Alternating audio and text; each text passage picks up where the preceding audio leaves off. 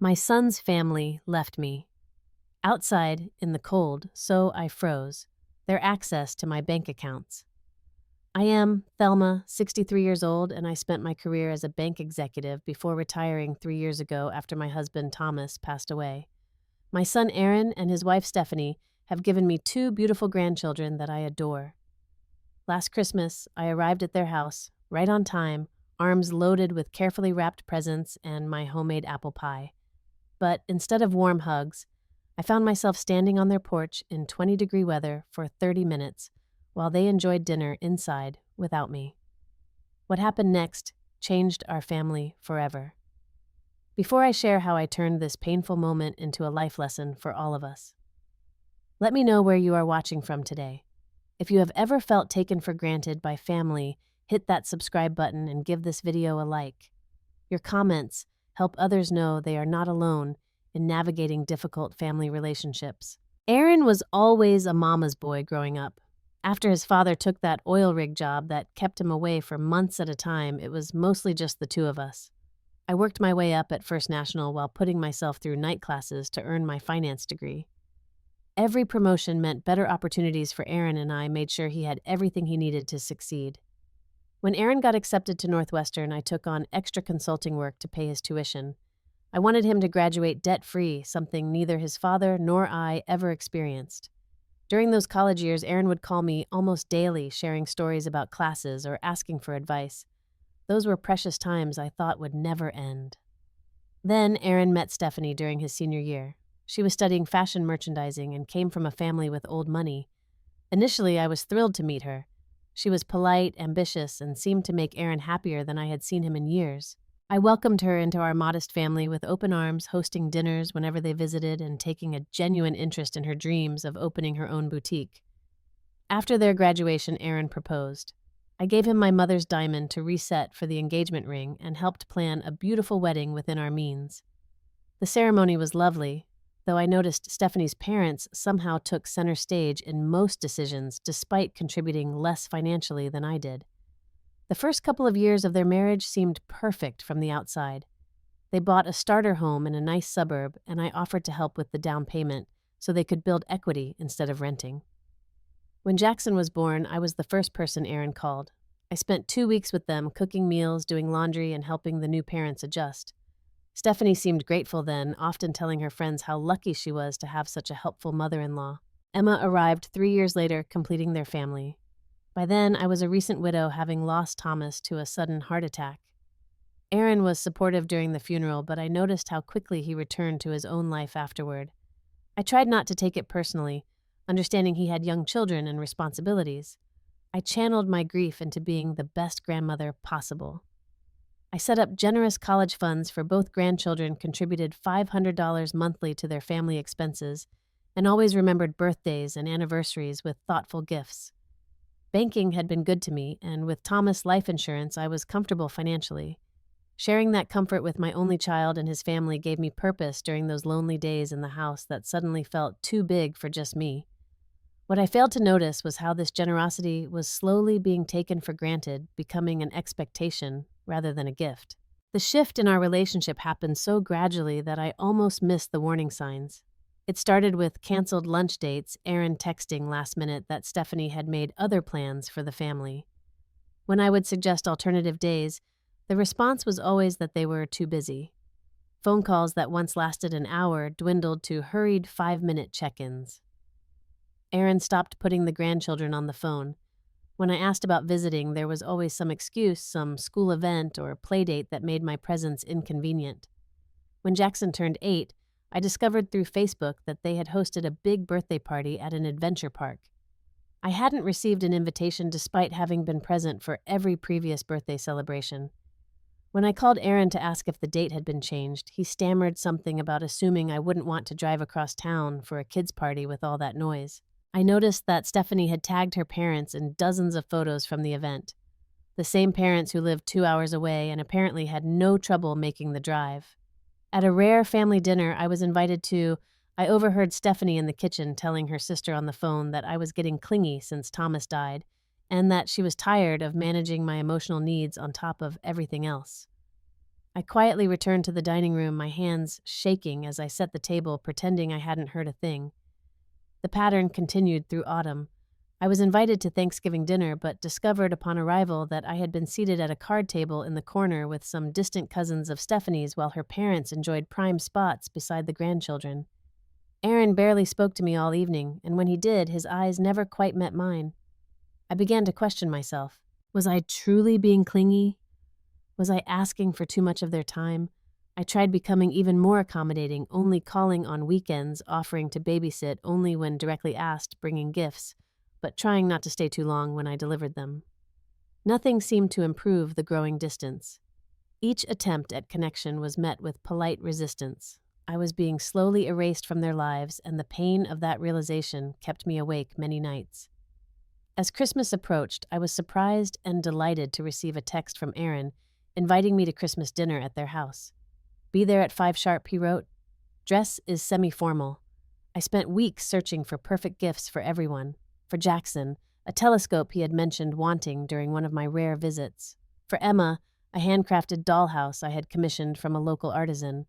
For Aaron and Stephanie, matching cashmere sweaters and a weekend getaway certificate to a luxury resort they had once mentioned.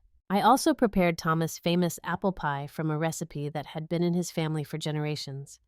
It was a tradition that Aaron had always loved, one of the few connections to his father that remained. The day of the dinner, a snowstorm hit our town. The weather report advised against travel, but nothing could have kept me from seeing my family on Christmas. I dressed carefully in a red wool dress and the pearl necklace Thomas had given me on our last anniversary. I packed the car with gifts and the fresh baked pie and drove slowly through the worsening storm. I arrived at exactly 5 o'clock, not a minute early or late. Parking was difficult with all the other cars already there, so I had to walk half a block through ankle-deep snow. By the time I reached their porch, my shoes were soaked, but my spirits remained high. I rang the doorbell, watching through the frosted glass as figures moved about inside. Christmas music played, and I could hear laughter and conversation. I waited, then rang again and again. After 5 minutes, I pulled out my phone and texted Aaron here at the door. The snow is pretty bad. I waited another 5 minutes, increasingly aware of the biting cold seeping through my coat. I retreated to my car to warm up, watching the house from a distance. Through the large bay window, I could see the dining room illuminated. People were seated around the table, already eating. I recognized Stephanie's parents among them. After warming up briefly, I returned to the door this time, knocking loudly enough that someone would surely hear. Through a gap in the curtains, I caught a glimpse of my grandchildren at the table wearing paper crowns and pulling Christmas crackers with Stephanie's father. 25 minutes after my arrival, my phone finally dinged with a response from Aaron. Sorry, didn't hear the door. Come on in. I was shivering uncontrollably by the time Aaron opened the door, surprise registering on his face as though he hadn't expected me to actually be there despite having just texted me. Oh, Mom, you look frozen, he said, a flicker of genuine concern crossing his features. There was a mix-up about the time. We thought you were coming at 6. I smiled weakly, not wanting to create tension immediately. I showed him the text, clearly stating 5 o'clock, and he muttered something about miscommunication. As I entered their warm house, Stephanie barely looked up from her place at the table. The dinner was clearly well underway, with empty appetizer plates already stacked and main courses half-eaten. Mom brought pie, Aaron announced awkwardly as I set it on the kitchen counter. Stephanie nodded without enthusiasm. You can put your gifts with the others, she said, gesturing toward a corner where a small pile of presents sat, apart from the mountain of already opened gifts surrounding the tree. I noticed they had Stephanie's parents occupying what had once been my usual seats beside the grandchildren. They offered polite but cool greetings as Aaron found an extra chair from his office and squeezed it in at the corner of the table. As the uncomfortable meal progressed, the wounds only deepened. Jackson and Emma initially ran to hug me, but Stephanie quickly redirected them, insisting they finish their dinner before it got cold. My gifts remained unwrapped in the corner, despite all the other presents having clearly been opened hours earlier. While helping Aaron bring dessert plates from the kitchen, I overheard Stephanie telling her mother, she always brings the same boring pie. I wish she would just buy something from the bakery like a normal person. The comment stung like a physical slap. Thomas' recipe had been a treasured family tradition for decades. Aaron had grown up requesting that pie for every special occasion, and now it was just a boring obligation. Throughout dinner, Aaron avoided any meaningful conversation with me, while Stephanie and her parents dominated discussions with references to shopping trips and school events I had never been informed about, much less invited to join. When I asked about the children's Christmas program at school, Stephanie's mother jumped in to describe how beautiful it was, pulling out her phone to show professional quality photos she had taken from the front row. I had never even known about the event. After the meal, Stephanie suggested taking family photos by the tree. As everyone positioned themselves, I realized with a sinking heart that they had already taken their official family portraits. The matching outfits, professional lighting setup still in the corner, and Stephanie's comment about just grabbing a few casual shots now made it painfully obvious. While helping clear dishes later, I accidentally glimpsed Aaron's phone on the counter as a text notification appeared. The preview from Stephanie read, "Is she gone yet? We need to get kids to bed before Santa." The room seemed to tilt around me. This wasn't a miscommunication about timing. They had deliberately started dinner without me hoping perhaps that I wouldn't show up at all in the snowstorm. I was an afterthought, an obligation they were waiting to be rid of. With shaking hands, I confronted Aaron in the kitchen, showing him the text. His face flushed red, but instead of apology, he became defensive.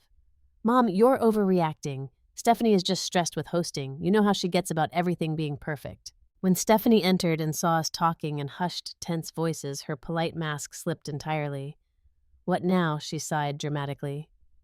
"Is something else not meeting your standards?" I explained calmly what I had seen, and instead of denial, Stephanie went on the offensive. "Maybe if you weren't so needy, people would actually want you around," she snapped. "Every holiday has to revolve around accommodating you. Did you ever think we're exhausted from managing your feelings all the time?" Jackson and Emma had wandered into the kitchen during this exchange, their small faces confused by the tension. When I looked to Aaron for support for any defense of his mother being spoken to this way, he simply placed his arm around Stephanie. "Mom, let's not make a scene in front of the kids," he said quietly. "It's Christmas," Stephanie added with a concerned look that felt entirely performative. "Thelma, I worry about your mental state since Thomas died. This loneliness isn't healthy, and these outbursts are concerning."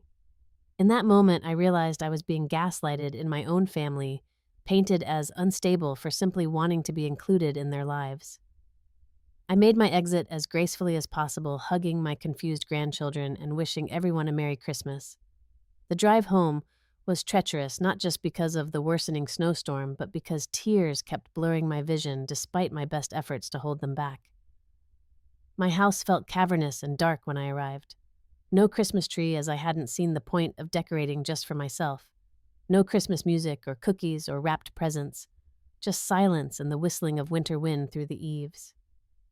I sat at my kitchen table, still wearing my coat, too numb with hurt to even remove it. As the initial shock began to fade, my mind started cataloging all the ways I had supported Aaron and his family over the years. The $70,000 down payment on their house. The $15,000 for Stephanie's boutique startup that never quite materialized. The 2 car payments I had taken over when Aaron was between jobs. The grandchildren's private school tuition that I paid in full each semester. The monthly allowance I still deposited into their account, ostensibly for the children's extracurriculars, but which I knew funded their luxury vacations and Stephanie's designer wardrobe.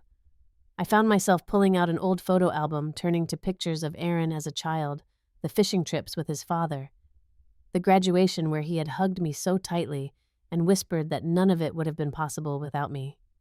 When had that grateful son been replaced by this distant, dismissive man who allowed his wife to treat his mother with such casual cruelty? 35 years in banking and wealth management had taught me much about human nature. People rarely value what comes too easily. My generosity had not bought me love or inclusion. It had only taught them that I could be taken for granted without consequences. Just before midnight, my phone chimed with a text from Aaron. "Mom, sorry about tonight. Steph was stressed. Quick question. Are you still sending the monthly transfer on the 1st? We have some big expenses coming up. No apology for the deliberate exclusion. No acknowledgement of how they had hurt me. Just a reminder of his expectation for my continued financial support. Something crystallized inside me. Not anger exactly, more like clarity. Thomas' voice seemed to whisper in my memory. People treat you how you let them treat you, Thel. Sometimes the kindest thing you can do for someone is let them face the consequences of their actions. I had enabled their behavior for too long. My love had become a doormat for them to wipe their feet on before walking away. It was time to remember my own worth, to teach them that respect was a necessary component of family relationships. I picked up my phone and called Martin, a former colleague who now headed the trust department at the bank. It was late, but we had remained friends since my retirement, occasionally meeting for lunch to discuss investment strategies. "Martin, I need your help with an urgent banking matter," I said when he answered. "I need to temporarily restrict access to several accounts beginning first thing tomorrow." I woke early the next morning, a sense of purpose replacing the despair of the previous night. This wasn't about revenge. It was about teaching a necessary lesson about appreciation and respect. My first call was to David Winters, the family attorney who had handled our estate planning and set up the children's trust funds. I explained the situation and requested a temporary pause on all disbursements from the educational trusts, with funds to be held in escrow until further notice. Next, I contacted my bank to freeze the joint emergency account I maintained with Aaron, an account that had become his family's slush fund over the years. I canceled the automatic monthly transfers to their household account and placed a hold on the credit card I had provided for emergencies that they regularly used for restaurants and shopping. Finally, I made arrangements to delay the upcoming private school tuition payment, requesting the funds be held until the new term actually began, rather than paid in advance, as usual. These moves were calculated to create inconvenience without causing real harm. The children would not suffer, no actual bills would go unpaid if Aaron and Stephanie managed their own considerable incomes responsibly. But the cushion of excess they had grown accustomed to would temporarily disappear. At 10:30 that morning, my phone rang. It was Stephanie, her voice tight with controlled panic. "Thelma, my card was just declined at the grocery store. It's showing all our accounts are frozen." "Is this some kind of joke?" I kept my voice even, channeling the professional tone I had used with countless banking clients over the decades. "How strange," I replied. "There must be some sort of banking glitch. I'm looking into it." Before I could say more, she hung up. 30 minutes later, Aaron called, his voice oscillating between anger and fear. "Mom, what the hell? The mortgage payment was returned.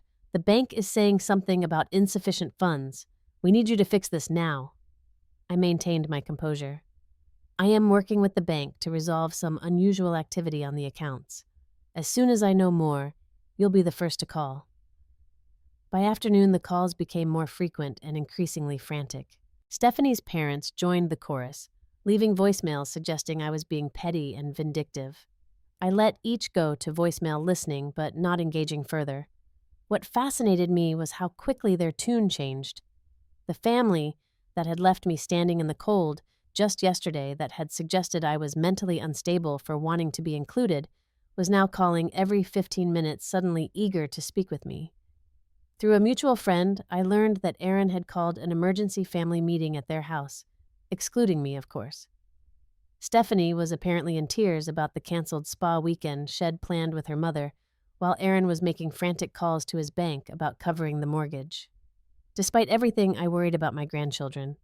I anonymously arranged for grocery delivery to their house and sent gift cards for the children's clothing store they frequented. This wasn't about punishing innocent children, it was about adults facing reality. 3 days passed with mounting messages. By the 4th day, the tone had shifted from demands to desperate negotiation. Aaron left a voicemail that actually contained the words, "I miss you, and maybe we need to talk." It was the first genuine sentiment I'd heard from him in months. I finally responded with a brief text, "Family meeting at my house Sunday at noon. Everyone must attend if you wish to resolve these banking issues." They arrived at 11:55, 5 minutes early for perhaps the first time ever. Stephanie looked like she'd been crying, her normally perfect makeup slightly smudged. Aaron appeared exhausted, the confident set of his shoulders replaced by a worried slump. Even Stephanie's parents showed up, their usual superior expressions replaced by careful neutrality. Most importantly, Jackson and Emma ran to me with genuine excitement, not having seen their grandmother in weeks before the disastrous Christmas dinner. I had prepared their favorite cookies and set up art supplies to keep them occupied in the next room while the adults talked. Once the children were settled, I invited everyone to sit in my living room. I had prepared note cards but found I didn't need them. 35 years of leading bank board meetings had taught me how to command a room. "Thank you all for coming," I began. "Before we discuss any financial matters, I'd like to talk about family and what that means to me." I shared my perspective calmly, without accusation, but with unflinching honesty. I described the pattern of exclusion, the canceled plans, the deliberate Christmas dinner timing, and how it had made me feel. I talked about the difference between generosity, freely given, and support taken for granted. Stephanie initially tried to interrupt with defenses and counter-accusations, but her father surprisingly silenced her with a sharp look. Aaron stared at the floor, occasionally nodding slightly as I spoke. "I never wanted to be the kind of mother who buys her son's affection," I continued.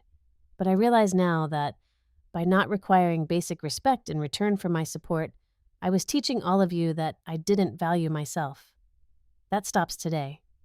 I then outlined my terms moving forward: regular scheduled family dinners twice monthly, advance notice of school events with an actual invitation to attend, direct access to my grandchildren without having to go through gatekeepers, phone calls that lasted more than 5 minutes and contained real conversation.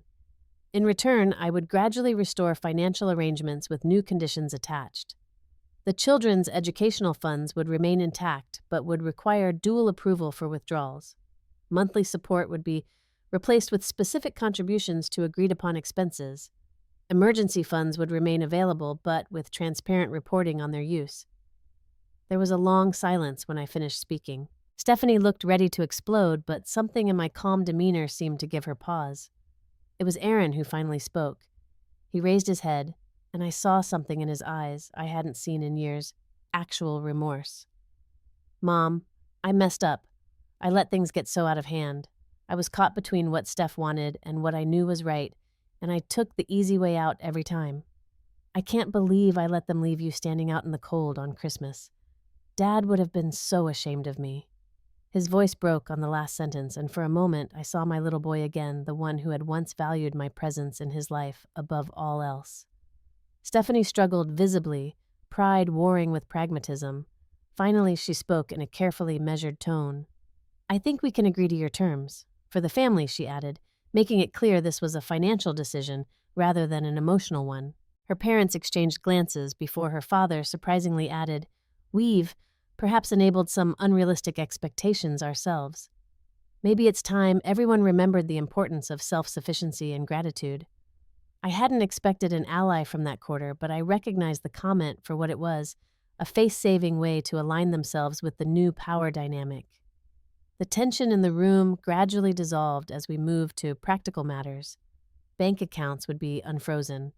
Payment schedules would resume with new oversight. Family calendars would be shared with standing commitments honored by all parties. Before they left, I had a private moment with Aaron. For the first time in years, he hugged me without being prompted, whispering, "I'm sorry, Mom. I took you for granted. That won't happen again." I wanted to believe him. The coming months would show whether this lesson had truly taken hold. The changes didn't happen overnight, but they did happen. Our first family dinner after the financial freeze was awkward, with conversation stilted, and Stephanie clearly counting the minutes until they could leave politely. But Jackson and Emma were delighted to have regular access to their grandmother again, and their enthusiasm eventually softened the adults' stiff politeness. By the third dinner, Aaron was calling me unprompted during the week, checking in about my doctor appointments and actually listening to my responses. By the sixth dinner, even Stephanie was making small efforts, asking my opinion about the children's summer camp options and actually considering my suggestions. The healing process wasn't just about my relationship with them, but about my relationship with myself. For too long, I'd measured my worth by how much I could give, how much I could endure. Learning to require respect alongside love was transformative for my own sense of self. I also discovered a new independence. With less focus on solving their problems, I joined a widow support group, started volunteering at the hospital foundation, and even began dating a kind retired professor I'd met at a charity auction. My world expanded beyond the narrow confines of their approval. For the grandchildren, I established regular grandmother days where we would do special activities together. I also began teaching them basic financial literacy, opening their first savings accounts, and showing them how compound interest works. These lessons always included discussions about gratitude and acknowledging the people who support you, something I hoped would serve them better than their parents' examples had. We created a new tradition of monthly family picnics at the park where Thomas and I had taken Aaron as a child. During these outings, we would share stories about Thomas keeping his memory alive for the grandchildren and reminding Aaron of the strong family values his father had exemplified. When the next Christmas arrived, I received a proper invitation formally presented by both grandchildren who arrived at my door with handmade cards. The dinner was scheduled for 5 o'clock, and when I arrived precisely on time, the entire family was waiting to welcome me properly. I realized then that sometimes the most loving thing we can do for family is establish boundaries. By temporarily freezing their finances, I had given them the gift of perspective, a chance to see what truly matters beyond material support. True family transcends financial ties. It requires mutual respect, consideration, and genuine presence in each other's lives. Sometimes people need to feel the cold to truly appreciate the warmth they had taken for granted. I often think about that snowy Christmas night when I drove home in tears, feeling worthless and forgotten. That woman would hardly recognize me now, standing confidently in my truth, surrounded by family who may not always like my terms, but who have learned to respect them. Have you ever had to take drastic measures to teach family members about respect and appreciation? Share your story in the comments below. If this resonated with you, please hit that like button and subscribe for more authentic conversations about family dynamics. Remember, setting boundaries isn't selfish, it's necessary for healthy relationships. Thank you for listening to my story, and may you find the courage to stand up for yourself when needed.